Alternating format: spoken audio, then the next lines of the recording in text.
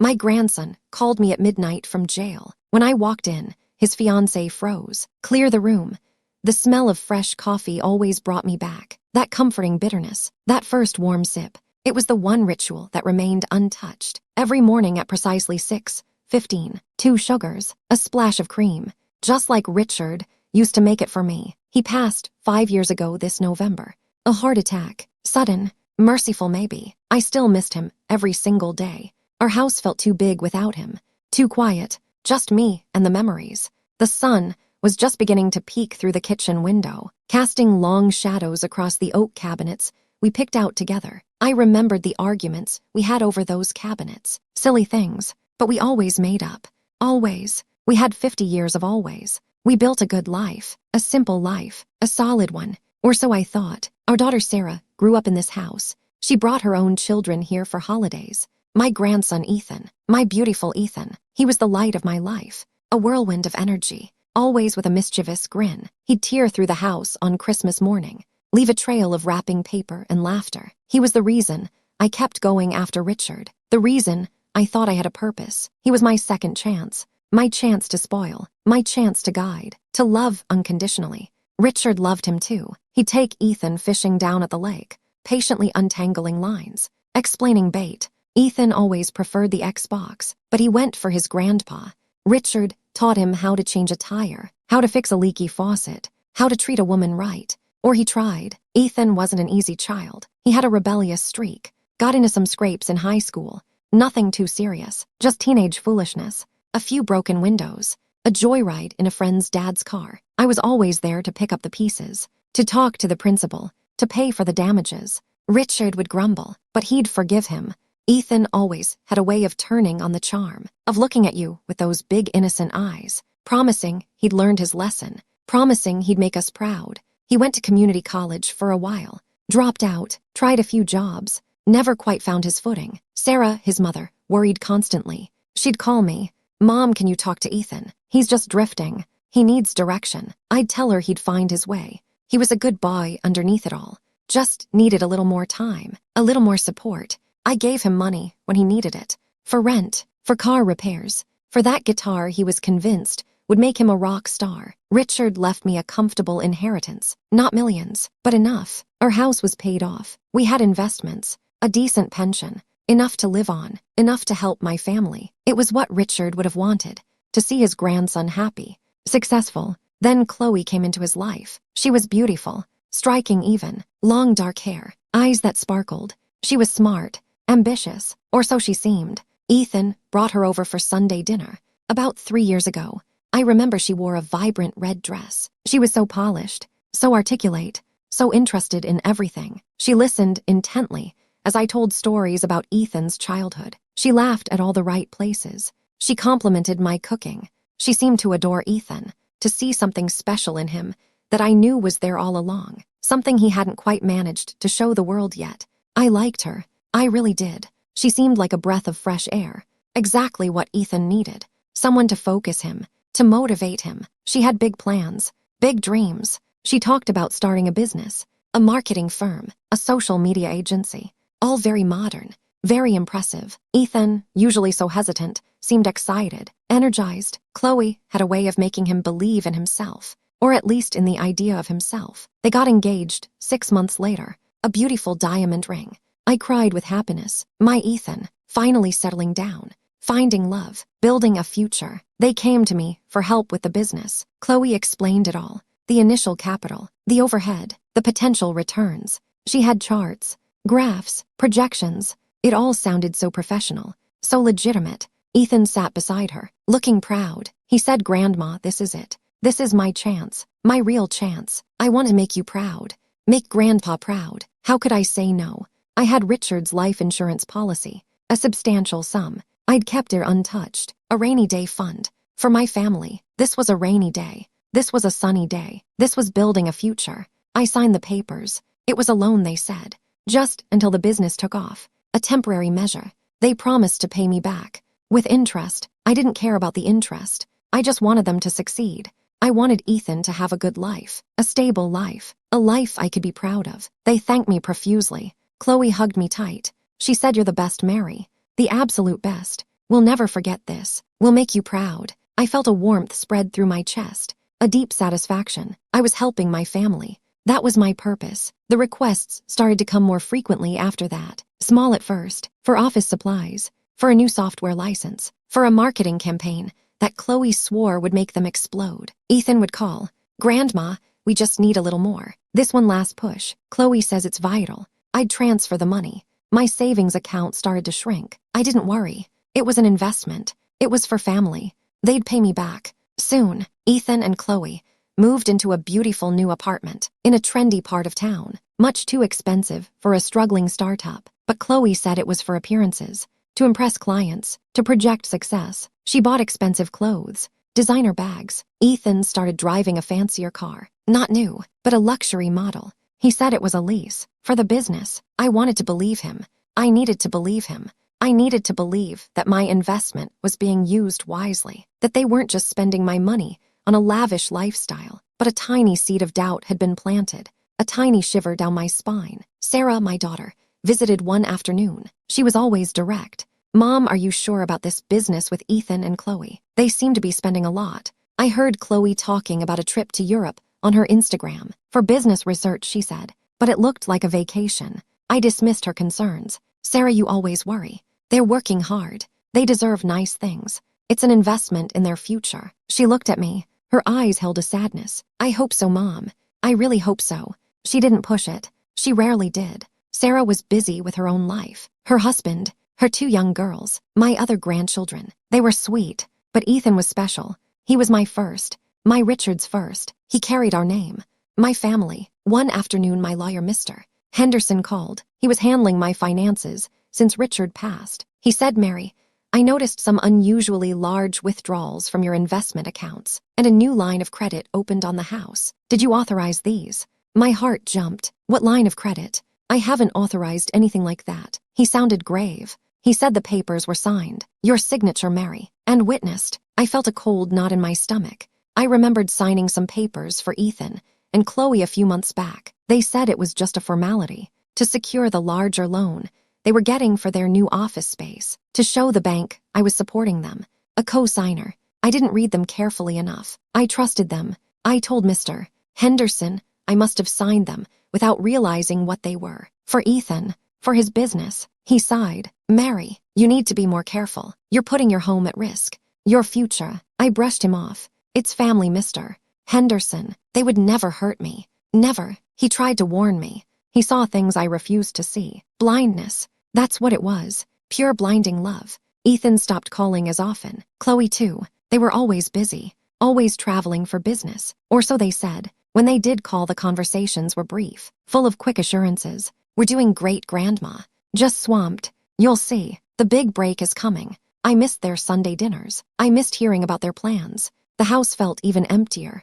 I'd spend hours looking at old photo albums, pictures of Ethan as a baby, as a toddler, his graduation, pictures of Richard and me, young, hopeful, building our empire of love and loyalty. I remembered Richard telling me, "Family is everything, Mary. Don't ever forget that." I held onto that truth like a lifeline. It was all I had left. The bills started piling up, not just mine, but bills I didn't recognize. Utility bills for an office space downtown, a credit card statement with thousands of dollars of charges for travel and fancy restaurants. Not mine. I called Chloe. She laughed it off. "Oh, Mary, that's just our business account. Some mix-up with the billing address. I'll sort it out. Don't you worry your pretty head." I tried to believe her. I tried to tell myself it was just a clerical error, but my stomach churned. The seed of doubt grew into a thorny bush, entwining itself around my heart. Then came the night everything shattered. Midnight. The phone rang, a jarring sound in the quiet house. My heart pounded. Who calls at midnight? I fumbled for my reading glasses. The caller ID glowed. Ethan, my grandson. Relief washed over me for a second, then dread. Why was he calling so late? I answered. It was a collect call from the county jail. My blood ran cold. Ethan's voice was broken, shaking. "Grandma, I'm in jail. They arrested me. Fraud. They said it's fraud. I don't understand. I didn't do anything." My mind raced. Jail. Fraud. It had to be a mistake. A misunderstanding. My Ethan. He'd never do anything like that. I asked him what happened. He was incoherent. Sobbing. He just kept saying, "Chloe. Chloe handled everything. I just signed. Please, Grandma. Please help me. You're the only one I have. My hand trembled as I hung up the phone. The receiver felt heavy, cold. My world had just tilted on its axis. I didn't sleep a wink. I called Mr. Henderson first thing in the morning. He sounded tired. Mary, I'm so sorry. I tried to warn you. He's been arrested for multiple counts of wire fraud and grand larceny, along with his fiancée, Chloe. My breath caught in my throat. Chloe, too. He explained. They were running a sophisticated scheme, using your house as collateral for loans they never intended to repay, diverting funds from investors, setting up shell corporations. It was all highly organized. It had been going on for years. My money, Richard's money, all of it, gone, just like that, swallowed by greed. My grandson, my innocent grandson, caught in something so dark, so ugly. I went to the jail later that day. Mr. Henderson insisted on coming with me. Ethan looked terrible. His eyes were red and swollen, his face pale. He looked like a child again, a lost child. He threw his arms around me. Grandma, I'm so sorry. I never meant for this. Chloe, she said it was all legal, all above board. She handled the paperwork. I just signed. I trusted her. I felt a wave of nausea. He was so naive, or so he pretended. I didn't know which was worse, his foolishness or his calculated deceit. I asked him about my house. He looked away. He mumbled something about a business loan, a bridging loan. Chloe said it was fine. She knew what she was doing. My house, my home for 50 years, Richard's legacy, gone. Mr. Henderson suggested we go to Chloe's apartment, to confront her, to try and recover what we could, to get some answers. I didn't want to go. I wanted to curl up in bed and never wake up, but a cold anger had started to simmer inside me, a fire in my gut. I had to know. I had to face her, to see the woman who had twisted my grandson into this mess, the woman who had stolen my future. We drove in silence. The city streets felt alien. The world outside felt too bright, too normal. How could things be normal when my life had just exploded? We arrived at Chloe's luxury apartment building. The doorman looked at me with pity. Mr. Henderson had explained a few things. We took the elevator up. My heart was a drum against my ribs. I knocked on the door. It opened. Chloe stood there, dressed in expensive athleisure wear, hair perfectly coiffed. Her eyes widened slightly when she saw me. And then Mr. Henderson. Her smile faltered. There was another woman in the apartment, a friend maybe, lounging on the plush sofa, sipping from a fancy coffee cup. The apartment smelled of expensive perfume and something sweet. Chloe's face hardened almost imperceptibly. She tried to recover her composure. Mary, what a surprise. Come in. Mr. Henderson stepped forward. Chloe, we need to talk about the charges, about Mary's assets. The friend on the sofa shifted uncomfortably. Chloe's eyes flickered to her, then back to us. She tried to laugh. Charges? What are you talking about? Ethan and I just had a little misunderstanding. It'll all blow over. It was a business dispute. Nothing serious. My voice was shaky. Chloe, my house, my money. She looked away. Her jaw tightened. Mr. Henderson spoke calmly. Chloe, we know everything. Ethan has given a statement. We have the bank records. We have the forged documents. He raised his voice slightly. Then the words came out of her. Sharp, cold, cutting through the air. Clear the room. She snapped at her friend.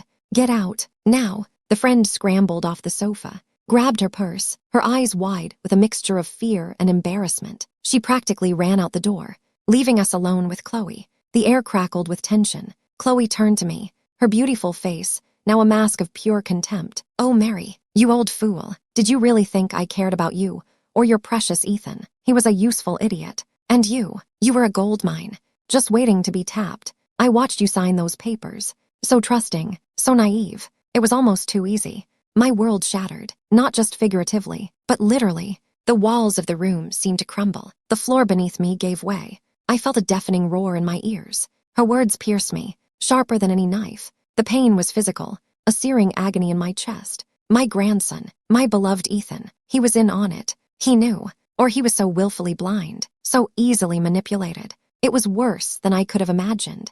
Chloe smiled, a predatory smile. Ethan was weak, always looking for the easy way out. He just wanted a fancy car, a pretty girl, a life he didn't have to work for. You enabled him marry. You made him soft. I just gave him what he wanted, and I took what I wanted. She picked up a small, ornate box from her coffee table, opened it. Inside, Glinting under the light was my mother's pearl necklace, the one Richard had given me for our 25th anniversary, the one I'd given Ethan to keep for Chloe's wedding, for their future, my future. She put it on, looked at herself in the mirror. "It suits me," she said. "Doesn't it?" I didn't cry. Not then. The tears were trapped behind a wall of pure shock, of disbelief, of something colder, something dead inside me. "Mr. Henderson stepped between us. "Chloe, this is a serious crime. You're facing hard time."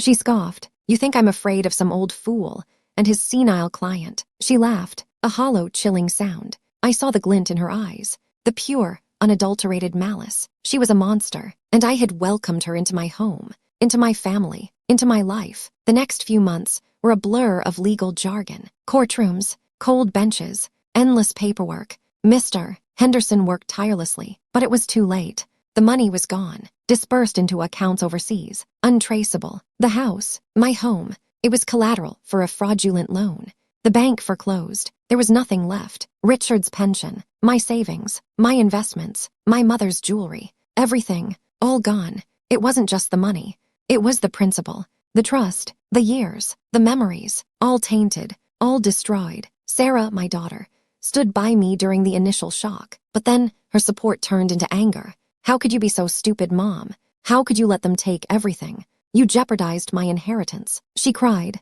Not for me, not for Ethan, but for the money she thought she was entitled to. The money I no longer had. She felt betrayed by me for not protecting her future. She stopped calling, stopped visiting. My other grandchildren, my little girls, I rarely saw them. They were too young to understand. Their mother kept them away, afraid I was a bad influence or a liability. Ethan went to prison. He wrote me a few letters at first, full of remorse, full of pleas for forgiveness. He said he was just stupid, that Chloe manipulated him, that he truly loved me, that he was sorry. I read them. My heart ached, but a part of me felt numb. Was he truly sorry, or just sorry he got caught? Sorry he lost his easy ride? I never wrote back. I couldn't. The betrayal was too deep, too profound. It broke something fundamental inside me. The belief in family, the belief in unconditional love, the belief that my good intentions would protect me. Protect them. I moved into a small, rented apartment on the other side of town, a cramped space with thin walls. No garden, no memories, just bare walls, yellow light, the smell of old dust. I started working at the local grocery store, a cashier. At 69 years old, I stood for 8 hours a day, scanning items, making polite small talk. My hands ached, my feet throbbed. Sometimes, an old neighbor would come through my line, someone who knew me when I lived in my beautiful house, when I was Mrs. Johnson, when I had a husband, a family, a life. They'd look at me, their eyes full of pity, or perhaps judgment. I'd force a smile, pretend I was fine, but inside I was hollow, empty. The holidays were the hardest. Thanksgiving, Christmas, just me, a microwaved meal. The silence of the small apartment was deafening. I used to host grand dinners, the house filled with laughter, with warmth, with the chaos of family. Now, just echoes. I'd drive by my old house sometimes. The new owners had painted it a bright blue, a color I would have hated. The garden I had tended so lovingly was overgrown. It didn't feel like my house anymore. It was just a house, a ghost. I go to church sometimes. Not for solace, not for faith, just for the quiet, for a place to sit where no one bothers me, where no one asks questions. I just sit in the back pew and listen to the organ music and think of Richard and wonder if he knew, if he saw it coming, if he was disappointed in me for being so foolish, for losing everything he had worked so hard for. I try not to think about Ethan, but his face still haunts my dreams. The innocent boy, the charming young man, the broken man in jail, the conniving fool. I hated her, Chloe, but I hated myself more. For my blindness, for my desperate need to believe, for my love that they so ruthlessly exploited. I'm tired now. My bones ache. My heart aches. I don't know what tomorrow brings. I don't really care. The sun still rises. The coffee still brews. But the comfort is gone, replaced by a cold, persistent ache, a constant reminder of what I lost. Not just money, not just a home, but the very foundation of my life, my family. The love I believed was unbreakable. It was all a lie, a carefully constructed illusion. And now all that's left is this silence, this overwhelming, crushing silence, and the realization that sometimes the people you would die for are the ones who truly kill you.